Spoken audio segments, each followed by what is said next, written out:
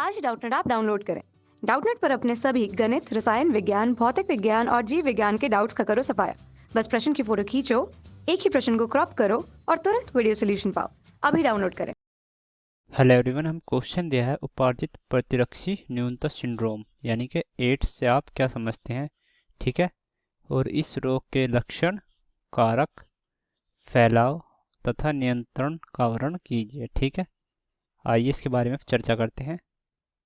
Ads को हम acquired, ठीक है, इम्यूनो डेफिशिएंसी सिंड्रोम कहते हैं। ठीक है, और इसे हिंदी में हम कह सकते हैं उपार्जित प्रतिरक्षा न्यूनतम सिंड्रोम। ठीक है, जैसे इसके नाम से हमें पता चल रहा है कि इसमें हमारी प्रतिरोधक क्षमता कम हो जाती है। ठीक है, एड्स हमें HIV के वायरस द्वारा होता है। ठीक है, आइए इसके बारे में जानते हैं। HIV को हम ह्यूमन इम्यूनो डेफिशिएंसी सिंड्रोम कहते हैं। ठीक है, अब आगे चलते हैं। HIV का वायरस T4 लिम्फोसाइट कोशिकाओं, ठीक है, या सेल T4 कोशिकाओं को लक्षित करता है, यानी कि उसे संक्रमण करता है। ठीक है, हम यह कह सकते हैं सीधे शब्दों में HIV का वायरस T4 की कोशिकाओं को संक्रमित करता है। ठीक है, T4 की कोशिकाएं करती क्या है, आइए देखते हैं। T4 कोशिकाएं हमारे प्रतिरक्षी तंत्र को मजबूत करती हैं। ठीक है, ये करती हैं साइटोकाइंस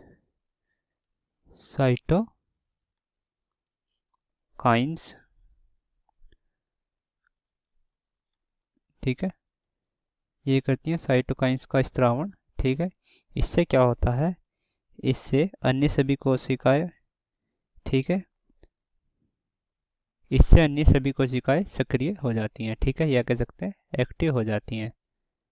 इसके द्वारा हमारा इम्यून सिस्टम सक्रिय हो जाता है। ठीक है, और कह सकते हैं हम इसके द्वारा ही प्रतिरक्षी प्रोटीन यानी कि एंटीबॉडी, ठीक है, बनने लगती हैं। ठीक है, ये जो है T4 कोशिकाएं एक प्रकार की WBC अर्थात श्वेत रुधिर कणिकाएं हैं। ठीक है, श्वेत रुधिर कणिकाएं हैं। ठीक है, अब बात करते हैं आगे। HIV का वायरस उन कोशिका पर हमला करता है जिन पर CD4 प्रोटीन होता है। ठीक है, और CD4 प्रोटीन T4 कोशिकाओं की कला पर अधिक मिलता है। ठीक है, अधिक मिलता है। इससे क्या होता है, ये T4 कोशिकाओं पर अधिक आक्रमण करती हैं। ठीक है, ये वायरस T4 कोशिका पर सबसे अधिक आक्रमण करता है। ठीक है, और उसके अंदर अपना द्विगुणन करता है। ठीक है, अब आगे बात करते हैं। धीरे धीरे यह T4 कोशिका में द्विगुणन करता है तथा T4 कोशिकाओं की संख्या घटती जाती है और हमारा इम्यून सिस्टम या प्रतिरक्षी तंत्र कमजोर हो जाता है। ठीक है, और हम बीमार पड़ जाते हैं।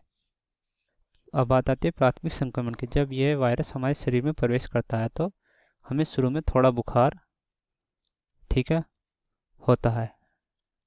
यह हमें 2 से 3 सप्ताह तक रहता है।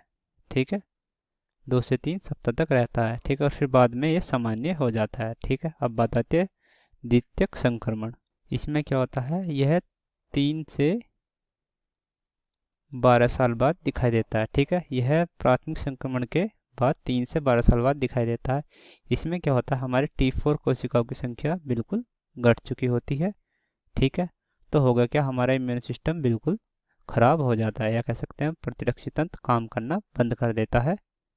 तो हमें अन्य बीमारी लगने लग जाती हैं। ठीक है, जैसे कैंसर, बुखार, जुखाम आदि, और वो ठीक नहीं हो पाती। ठीक है, तो ऐसा कह सकते हैं, तो हमारी मृत्यु तक भी हो सकती है। ठीक है, एक बार फिर देखते हैं, तो कह सकते हैं इस कारण हमारी मृत्यु तक भी हो सकती है। ठीक है, अब देखते हैं लक्षण है इसके। जल्दी जल्दी बीमार होना, जैसे जल्दी जल्दी बुखार होना, खांसी होना, जुकाम होना, और वो ठीक ना होना। ठीक है, इसे ही हम कह सकते हैं कि ये एड्स के कुछ लक्षण हैं। ठीक है, और आगे चलते हैं। इसके रोकथाम के कुछ पॉइंट हैं, या कह सकते हैं कुछ कुछ ज़रूरी सूचना है जिन्हें हम यहाँ बताने वाले हैं, ठीक है। पहला आता है संक्रमित सुई, संक्रमित सुई का प्रयोग, ठीक है। इसमें क्या होता है, कई पुराने इलाकों में या गांवों में एक ही सुई से कई लोगों को इंजेक्शन लगा दिया जाता है, ठीक है। इससे क्या होता है, जब एक व्यक्ति को इंजेक्शन लगा तो जो उसकी सुई होती है इंजेक्शन की, उस पर कुछ ब्लड या रुधिर के कण, ठीक है, रुधिर के कण चिपक कर आ जाते हैं, ठीक है। इससे क्या होगा, जो एड्स का वायरस यानी कि HIV होगा वो एक शरीर से दूसरे शरीर में पहुंच जाता है, वो पहुंच जाता है रुधिर के कण के द्वारा, ठीक है। तो इस प्रकार हम कह सकते हैं दूसरे व्यक्ति को भी एड्स हो जाता है, ठीक है। अब आगे चलते हैं। तो इसलिए कहते हैं कि संक्रमित सुई का प्रयोग नहीं करना चाहिए। अगला पॉइंट है हमारा इसी में, बिना जांच के अंगों का आदान प्रदान। कई बार क्या होता है, बिना जांच के ही रुधिर और अन्य अंगों का आदान प्रदान कर दिया जाता है। इससे क्या होगा, यदि किसी व्यक्ति को एड्स है और उसके अंग या रुधिर को दूसरे व्यक्ति में चढ़ा दिया गया या स्थापित कर दिया गया, तो इससे होगा कि दूसरे व्यक्ति को भी एड्स हो जाएगा, ठीक है। अब आगे चलते हैं। इसका मुख्य कारण है संभोग। एक या एक से अधिक लोगों से शारीरिक संबंध बनाने से यह फैलता है, ठीक है। यदि किसी को एड्स है और आपने उससे शारीरिक संबंध बनाए तो ये आप में भी हो सकता है, ठीक है। ये इसका मुख्य कारण है। Okay, thank you.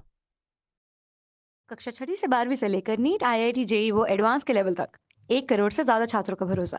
आज ही डाउनलोड करें डाउटनेट ऐप या व्हाट्सएप करें अपने सारे डाउट्स 8400 400 400 पर।